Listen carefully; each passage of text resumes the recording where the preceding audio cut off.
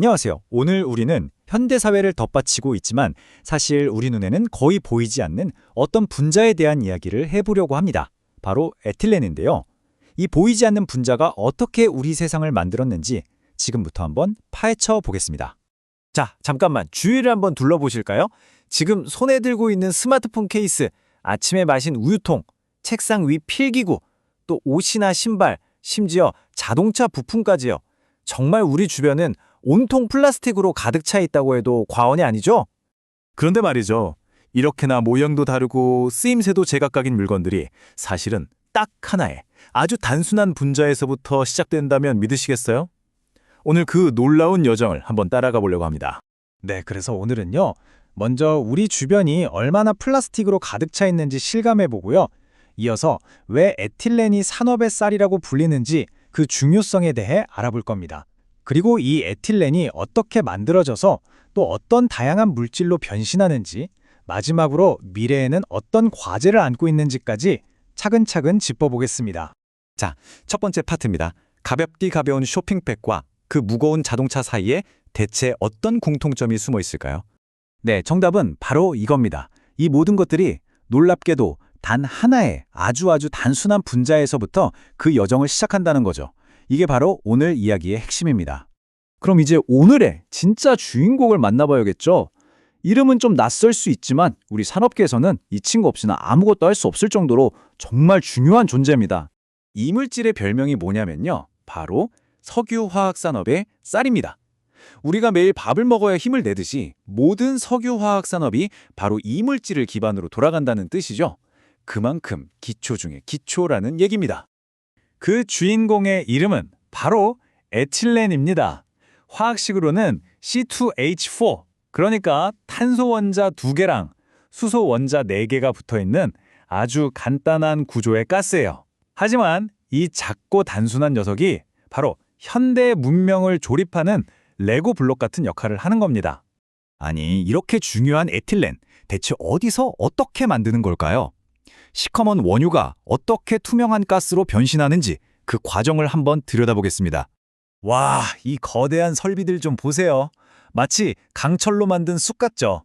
여기가 바로 에틸렌을 만들어내는 스팀 크래커, 우리말로는 납타 분해 시설이라는 곳입니다. 석유화학단지의 심장이라고 할 수 있죠. 과정을 아주 간단하게 설명하면 이렇습니다. 먼저 원유에서 나프타라는 걸 뽑아내고요. 이걸 섭씨 800도가 넘는 아주 뜨거운 수증기로 팍 쪄서 긴 분자 사슬을 잘게 쪼갭니다.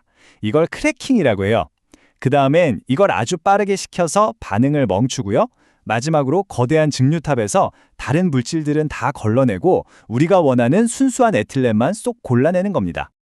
자, 이렇게 해서 순수한 에틸렌 가스를 얻었습니다. 이제부터가 진짜 마법 같은 순간인데요. 이 눈에 보이지도 않는 가스가 어떻게 우리 손에 잡히는 수많은 제품으로 변신하는지 그 비밀을 한번 살펴보겠습니다. 만들어진 에틸렌이 어디에 쓰이는지 보면 정말 놀랍습니다. 여기 보세요. 생산된 에틸렌의 무려 60%, 그러니까 절반이 훨씬 넘는 양이 단 하나의 물질, 바로 폴리에틸렌, 우리가 흔히 P라고 부르는 걸 만드는 데 쓰입니다. 그 뒤를 이어서 PVC나 에틸렌 글리콜 같은 것들이 있고요. 자, 가장 큰 비중을 차지하는 이 폴리에틸렌이 바로 우리한테 가장 익숙한 플라스틱입니다. 마트에서 쓰는 비닐봉투, 음식을 포장하는 랩, 각종 포장재들, 전부 다 이 폴리에틸렌으로 만들어져요. 아마 오늘 하루 동안 여러분이 만진 플라스틱의 절반 이상은 폴리에틸렌일 겁니다. 그리고 14%를 차지하는 PVC는 에틸렌의 또 다른 얼굴이라고 할 수 있는데요. 폴리에틸렌보다는 훨씬 단단해서 주로 상하수도관이라 튼튼한 창문틀처럼 좀 더 강도가 필요한 곳에 많이 쓰입니다. 그럼 11%를 차지하는 에틸렌 글리콜은 뭘까요? 이건 좀 의외일 수 있는데 우리가 입는 옷 속으로 들어갑니다. 바로 페트병이나 폴리에스터 섬유를 만드는 핵심 원료가 되거든요. 투명한 가스가 옷이 된다니 정말 신기한 변신이죠. 다시 제일 비중이 큰 폴리에틸렌으로 돌아와 보면요. 이것도 다 같은 폴리에틸렌이 아닙니다. 만드는 방법을 살짝 바꾸면 성질이 달라지거든요. 부드럽고 유연한 저밀도 폴리에틸렌, LDPE는 비닐봉지가 되고요. 단단하고 튼튼한 고밀도 폴리에틸렌, HDPE는 우유통 같은 용기가 됩니다. 또 아주 질기고 잘 늘어나는 선형 저밀도 폴리에틸렌, LLDPE는 산업용 포장랩으로 쓰이죠. 지금까지 에틸렌이 어떻게 우리 세상을 만들어 왔는지 쭉 살펴봤습니다. 그렇다면 이 핵심 분자의 미래는 과연 어떤 모습일까요? 물론 에틸렌의 미래가 장밋빛이기만 한 건 아닙니다. 아무래도 화석연료에서 오다 보니까 환경 문제라는 큰 숙제가 있죠. 그래서 지금 산업계는 두 가지 방향으로 열심히 나아가고 있습니다. 하나는 기존의 생산 효율을 극한까지 끌어올려서 에너지 소비를 줄이는 거고요.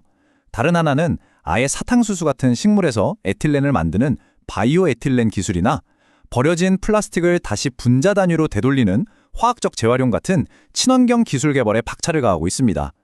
결국 모든 이야기는 다시 이 작고 단순한 C2H4 분자로 들어옵니다.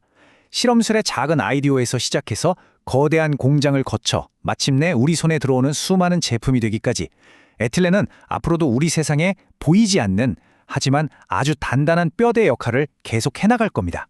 에틸렌이라는 이 보이지 않는 분자 하나가 지난 100년 동안 인류의 삶을 완전히 바꿔놓았습니다.